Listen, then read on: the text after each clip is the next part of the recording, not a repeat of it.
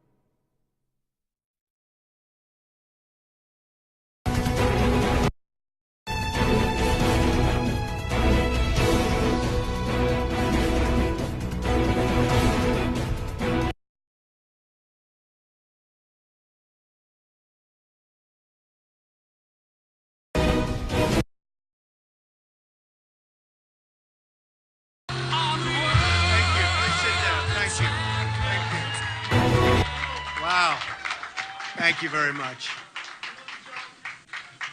Hello. I'd like to begin by thanking the people of Montana, South Dakota, New Mexico, New Jersey, and California. We had some big days, and we have some big numbers coming in. Very big numbers. I'm truly honored by your support. Together, we accomplished what nobody thought was absolutely possible. And you know what that is? We're only getting started, and it's going to be beautiful. Remember that. Tonight, we close one chapter in history, and we begin another. Our campaign received more primary votes than any GOP campaign in history. No matter who it is, no matter who they are, we received more votes. This is a great feeling. That's a great feeling.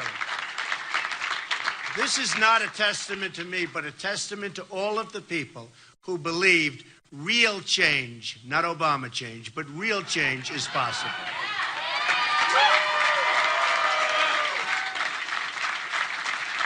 You've given me the honor to lead the Republican Party to victory this fall. We're going to do it. We're going to do it, folks. We're going to do it. I understand the responsibility of carrying the mantle, and I will never, ever let you down. Too much work, too many people, blood, sweat, and tears. Never going to let you down.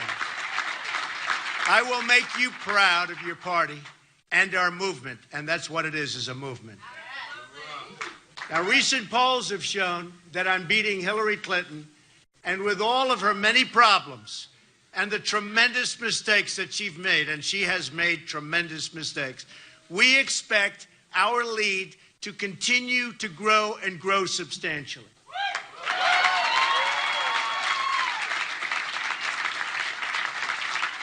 To everyone who voted for me throughout this campaign, I want to thank you. I want to thank you very, very much.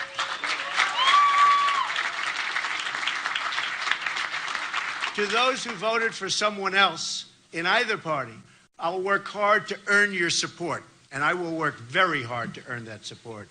To all of those Bernie Sanders voters who have been left out in the cold by a rigged system of superdelegates, we welcome you with open arms. Believe me.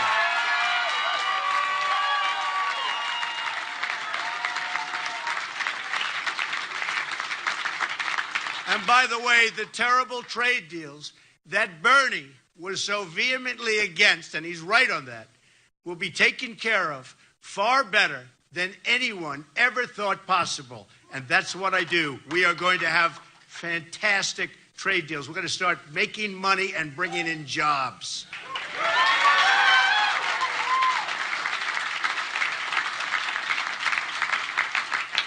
Now, I know some people say I'm too much of a fighter.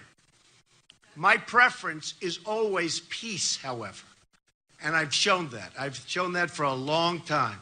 I've built an extraordinary business on relationships and deals that benefit all parties involved, always. My goal is always, again, to bring people together.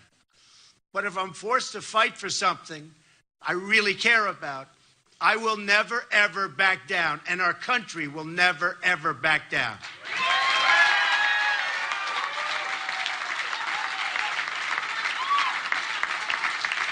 Thank you. I fought for my family. I fought for my business. I fought for my employees. And now I'm going to fight for you, the American people, like nobody has ever fought before. And I'm not a politician fighting. I'm me. You're going to see some real good things happen. Just remember this. I'm going to be your champion. I'm going to be America's champion. Because you see, this election isn't about Republican or Democrat. It's about who runs this country, the special interests or the people, and I mean the American people.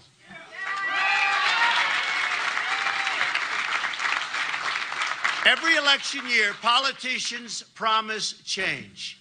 Obama promised change, and it didn't work out too well. And every year, they fail to deliver. Why would politicians want to change a system that's totally rigged in order to keep them in power? That's what they're doing, folks. Why would politicians want to change a system that's made them and their friends very, very wealthy? I beat a rigged system by winning with overwhelming support, the only way you could have done it. Landslides all over the country, with every demographic on track to win 37 primary caucus victories in a field that began with 17 very talented people. After years of disappointment, there's one thing we all have learned.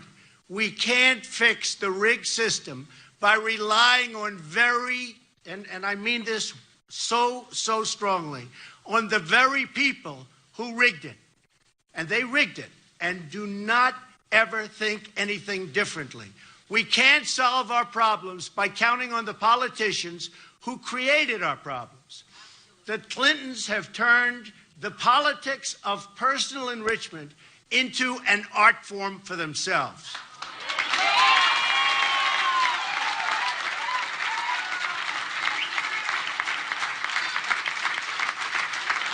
They've made hundreds of millions of dollars selling access, selling favors, selling government contracts, and I mean hundreds of millions of dollars. Secretary Clinton even did all of the work on a totally illegal private server. Something that how she's getting away with this, folks, nobody understands. Designed to keep her corrupt dealings out of the public record, putting the security of the entire country at risk, and a president in a corrupt system is totally protecting her. Not right. I am going to give a major speech on probably Monday of next week, and we're going to be discussing all of the things that have taken place with the Clintons. I think you're going to find it very informative and very, very interesting.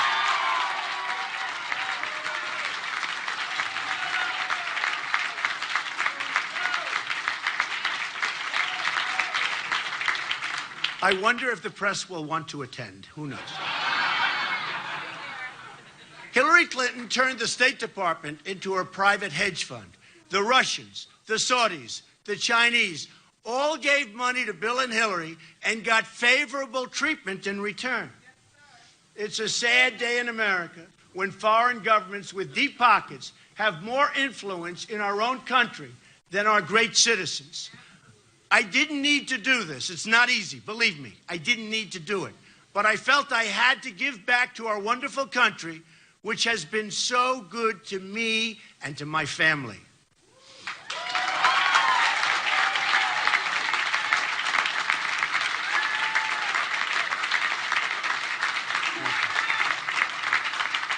I've traveled to many of our states and seen the suffering in people's eyes. I visited communities in New York, New Jersey, Pennsylvania, Connecticut, Indiana, and Ohio, whose manufacturing yards, these jobs have virtually disappeared. An embarrassment to our country, and it's horrible. I've embraced the victims of illegal immigration, moms and dads who have had to bury their own children because of people that shouldn't have been in the country. Remember it, folks. Remember it.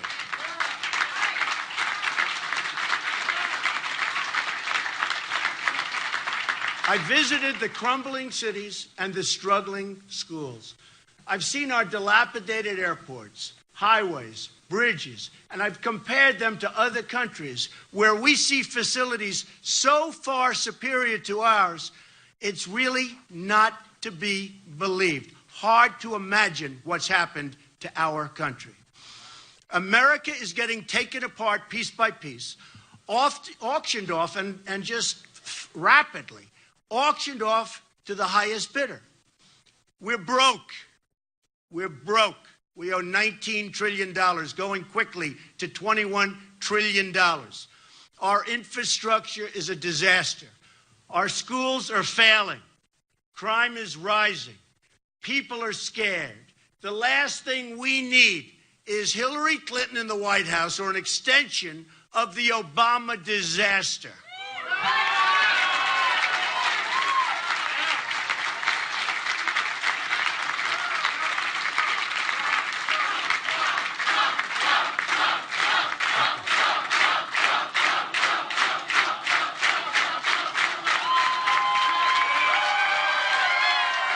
What a crowd, what a crowd. Thank you all very much. We love our country. We love our country. But we can turn this all around. We're going to do it by putting America first. That commitment is the foundation for change that's been missing, and it's been missing for a long time. It's important to understand what America first means. It means on foreign policy, we will never enter into any conflict unless it makes us safer as a nation. It has to make us safer as a nation. This is the opposite of Hillary's foreign policy, which invaded Libya, destabilized Iraq, unleashed ISIS, and threw Syria into chaos and created the mass migration, which is wreaking havoc all over the world. And while putting Iran on the path to nuclear weapons and making them a dominant power in the Middle East. And they are dominant, and we have made them that way, folks. We have made them that way. Better hope I'm president.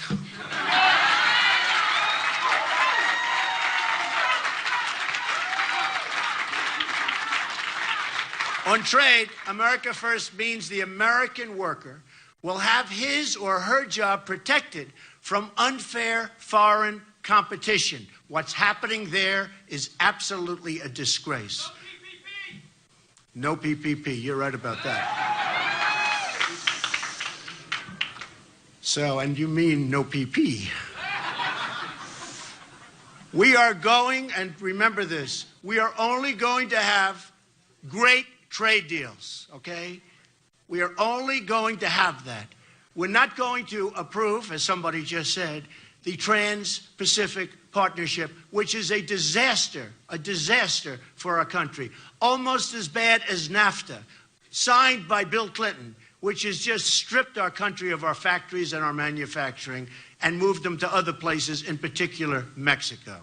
If it's not a great deal for our country, we will not sign it. It's got to be great for our country, for our community, for everybody in here, because believe me, we are all suffering, and we're suffering big league, and it's getting worse.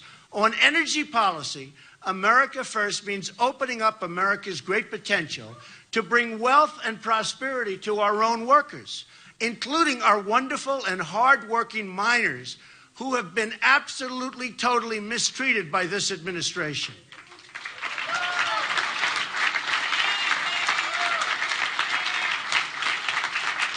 On economic policy, America First means having tax and regulatory policies that keep jobs and wealth in the United States, substantially lowering taxes for middle-class Americans and businesses. Likewise, regulation, which is strangling our economy, which would be brought down from its present insane level, we will make it very, very good for our companies, for our small businesses, and for people that want to survive and do well in our country.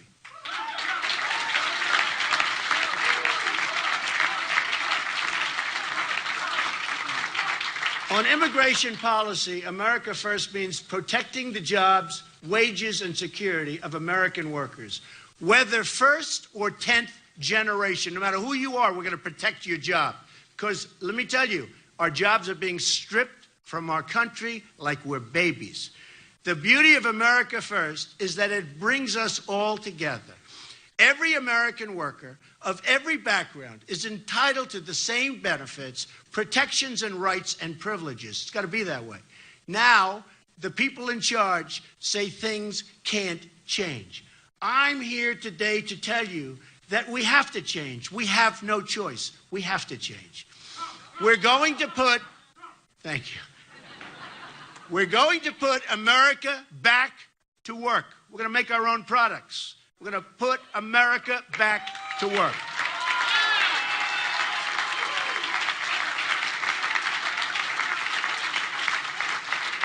We're going to rebuild our inner cities, which are absolutely a shame and so sad. We're going to take care of our African American people that have been mistreated for so long.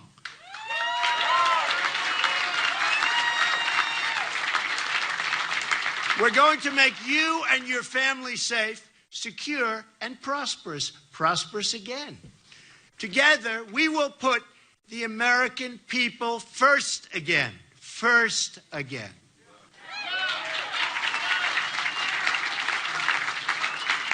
We will make our communities wealthy. We will make our cities safe again. We will make our country strong again. Ladies and gentlemen, we will make America great again. Remember, thank you. Thank you. Thank you. Thank you very much, everybody.